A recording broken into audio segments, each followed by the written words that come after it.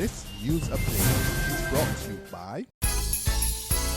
It's the most wonderful Christmas with Flow, with 5 ways to win $50,000. Just activate any prepaid or postpaid plan, top up $15 or more, pay your bill on time and in full, or sign up for the best in entertainment with Flow TV. That's 5 wonderful ways to win $50,000 from Flow. All this and much more from Flow this wonderful Christmas. Visit us in-store today. It's the most wonderful time of the year.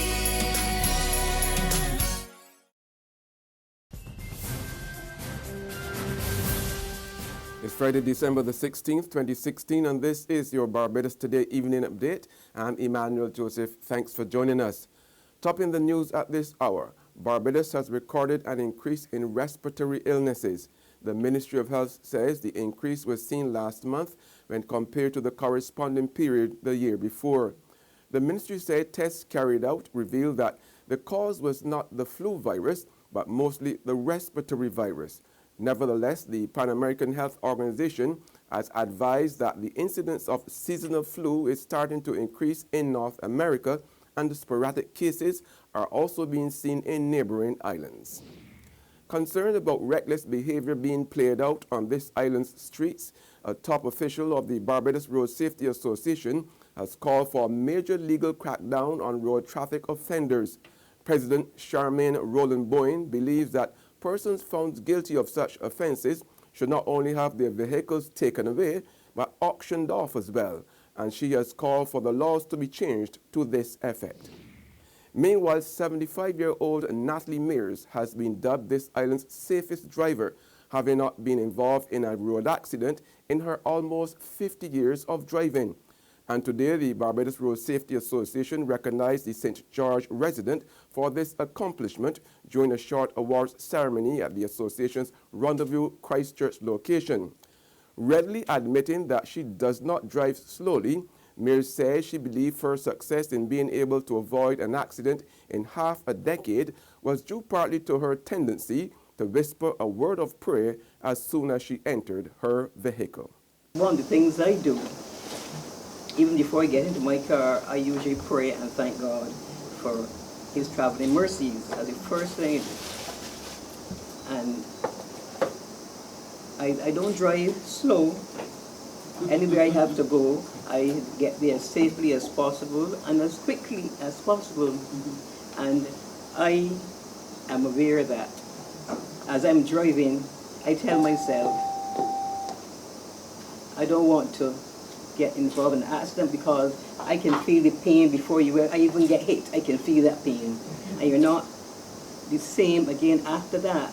I don't want to be on the side of the road waiting on the police, wasting time. And I don't have money to get another car. Government's decision to raise the domestic debt ceiling by $1 billion to $7.5 billion has been met with grave concern from the private sector, as well as at least one local economist who said it was a worrying signal that the Front Stewart administration had lost control of its financial circumstances. Economist Ryan Strawn, who is also a political candidate for the opposition Barbados Labour Party, told Barbados Today the move reflected the level of financial desperation that the country was in, adding that the situation was quite alarming. Strawn said his biggest fear now was that as a result of government's big appetite for borrowing, the population could soon be made to pay more taxes. Police are reporting a significant drop in overall crime in Barbados for the year so far. Although he could not provide a precise percentage reduction at this stage, Acting Assistant Commissioner of Police in charge of crime management, Libran Sobers, told Barbados Today all major crimes were down substantially, but minor ones were up. I can say that we've done pretty well. If we get a look at the stats, you will see that Barbados is done very well in 2016. And especially crimes that are of concern, or what's concerned to the public, the murders and burglaries and so on. I don't want to give any specific figures and areas, but I know for a fact that right now we are at 21 murders in comparison to, if nothing else happens, at the end of 2015 we had 35 last year we have 21 now. This year, 25 of those 31 in 2015 were solved. 18 of the 21 this year have been solved. Burglaries, robberies, and so on. I don't want to give exact figures, no, but I know that all of them are down. And even sexual offenses, which was up early in the year, and that cause I'm concerned. Right now, they are down. The only thing that you would see an increase in is like assaults and other breaches of the peace. Meanwhile, Acting Assistant Commissioner in charge of Operations Services, William Yewer, says there is an increase in police presence at all major shopping malls as well as mobile patrols, all as part of the force's Christmas anti-crime plan. ACP Yewer said the police officers have given their days off to hit the streets at this time. Teachers of Combermere School met privately this afternoon with various government officials to discuss the ongoing environmental problems at the school. Barbados Today's Colville Munzi was there earlier today and files this report from outside the closed-door meeting at the Samuel Jackman Prescott Polytechnic. In an attempt to allay the fears of the teachers of the Combermere School that the environmental issues plaguing the institution at Waterford are over, the Ministry of Education held a meeting this morning at the Samuel Jackman Prescott Polytechnic. Resource personnel who spent the last 5 weeks investigating the environmental concerns told faculty members that the problem stemmed from a combination of improper storage and preparation of chemicals, septic issues, and general cleaning. The team also divulged that they did not detect the malodor which resulted in complaints of nausea and fainting spells which forced the closure of the school last month.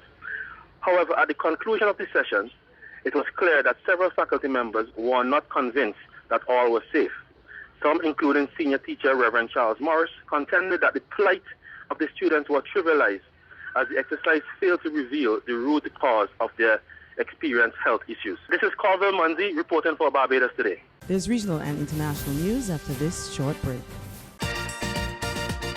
What Maisie, this Christmas will be the best Belgian Christmas for we. Maisie, it is all because Republic Bank just like Santa Claus. Maisie, fix up the kitchen and a new TV we getting. A special time to commemorate. Republic will help you celebrate. Get ready to celebrate 50 years of independence right through to the best Bajan Christmas ever with a Make It Happen loan of up to $50,000 from Republic Bank. Give your home a good old Bajan spooser, buy some new furniture and appliances, or take an after-holiday trip to visit loved ones over and away. You could also be one of our lucky winners to share in fabulous prizes. Just visit any branch to apply. Go to republicbarbados.com or call us at 227-2700. We're also available via Skype and FaceTime. Special conditions apply. In Bajan style, it will be great with Republic Bank. Republic Bank, we're the one for you.